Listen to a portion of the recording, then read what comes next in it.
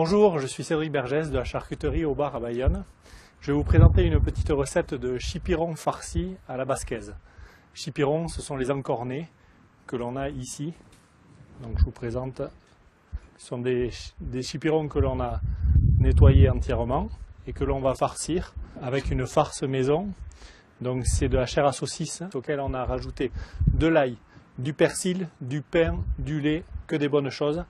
Juste pour les chipirons, on va rajouter un petit peu de jambon de Bayonne et un petit peu de poivron. Donc je commence par trancher mon jambon.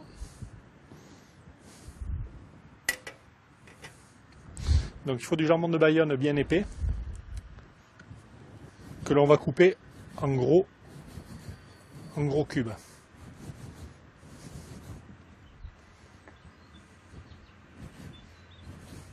Donc je prends ma farce et je vais mélanger mon jambon avec.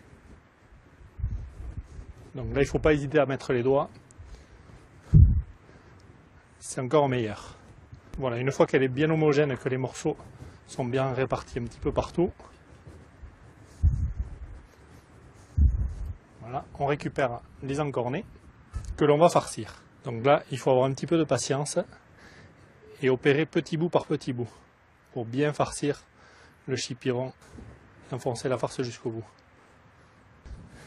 Voilà, une fois que les chipirons sont farcis, avant de les cuire, on va passer juste un petit cure-dent pour éviter que la farce sorte lors de la cuisson. On va juste mettre un petit peu d'huile.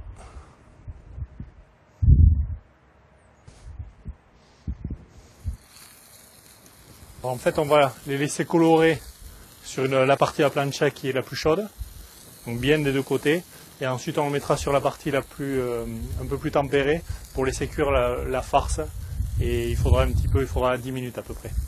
C'est bon, donc là ils ont coloré, on les a mis 2 minutes de ce côté, on peut les tourner. Vous voyez que le chipiron a pris un petit peu de couleur. On fait pareil de l'autre côté, et ensuite on mettra pour que la farce cuise à l'intérieur.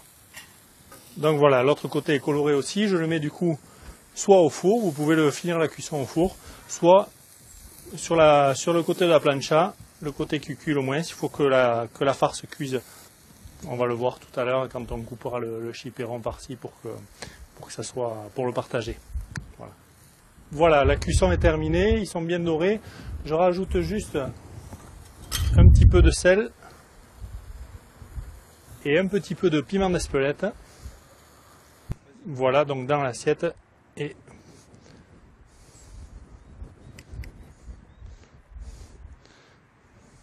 voilà une petite idée pour un apéro assez sympa quand vous recevez des copains. C'est fait en 5 minutes. Merci, au revoir et à bientôt.